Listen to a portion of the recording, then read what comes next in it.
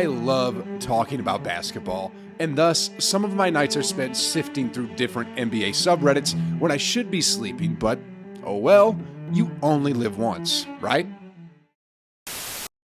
The first hot take of the day here is on the 2016 #1 overall pick. It goes like, Ben Simmons will make at least 2 threes in the next 5 seasons. At first glance, I'm thinking this is a joke. And it pretty much is, right? Because, Steph Curry once made over 400 threes within a single season, right? And if he could do that, how hard is it to hit 2 trays over the course of 5 seasons when you're averaging at least 30 minutes a game?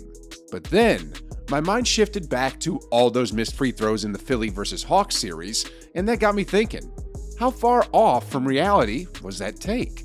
So I did a little research, and here's what I found out. So far in his career, the 26-year-old has played in 4 regular seasons. In his first season, he shot the 3 ball 11 times and made 0.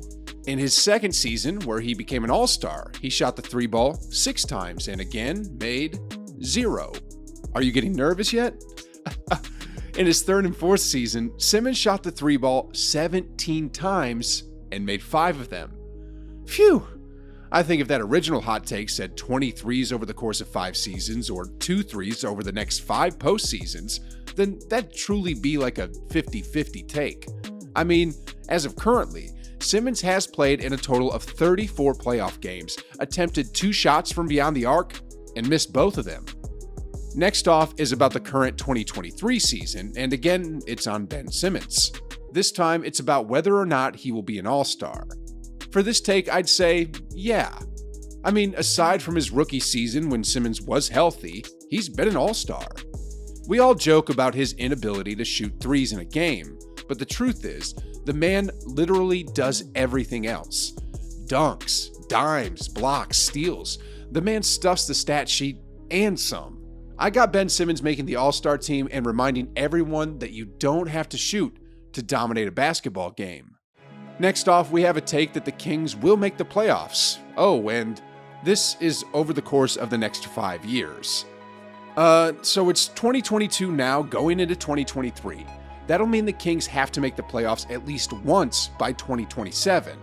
Well, they've already missed 16 in a row, and on top of that, they haven't had an all-star on their team since DeMarcus Cousins back in 2017.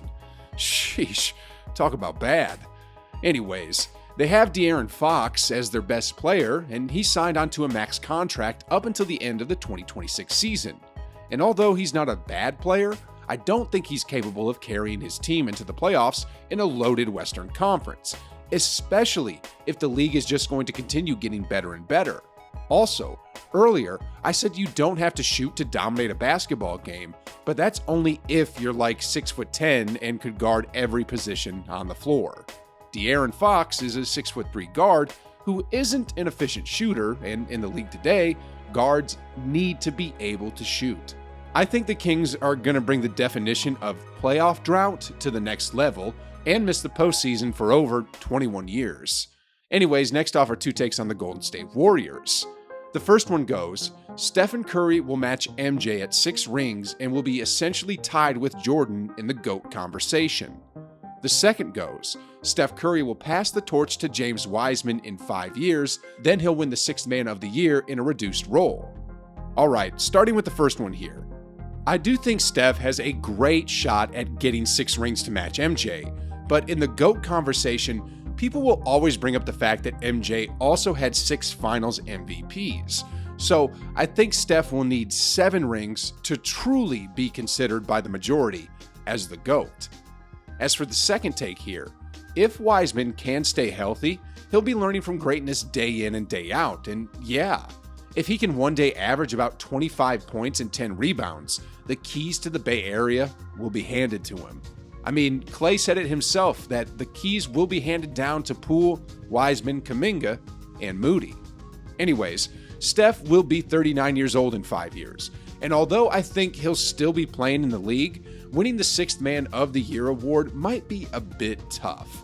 In saying that though, he is the only unanimous MVP in NBA history though, so if there's anyone that can win that award at age 39, it'd be him. The next take here is on LeBron's son, and it goes, Bronny James will be a very good player. I'm going to assume very good means at least a perennial all-star caliber player. Alright, so his dad is one of the greatest to ever play the game, and as a result of that, Bronny will have all the resources he needs to be a great player. With that being said though, I think he plays too much video games like Call of Duty to truly be great at basketball. I mean, he made the front cover of Sports Illustrated not for basketball, but for gaming, right? His dad is also a billionaire, so he won't have that same motivation as some of the hungrier young players who work on their craft day in and day out. Then, to compound onto this, Bronny is a 6'3" guard, the height where competition is arguably the greatest. So, although I think Bronny does have the potential to be great in the NBA, because of his current situation, I wouldn't bet on it.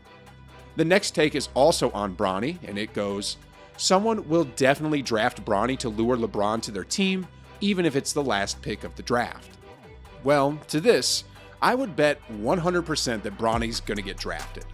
Currently, he's not in any of the mock drafts of the first round picks in 2024, but he'll definitely get drafted in the second round. LeBron would be like 40 at that time, but I bet he'd still be a box office. He would also be the ultimate mentor for any teams that have a young core. Owners would have to be crazy to not draft Bronny in the second round if LeBron is also included in the package.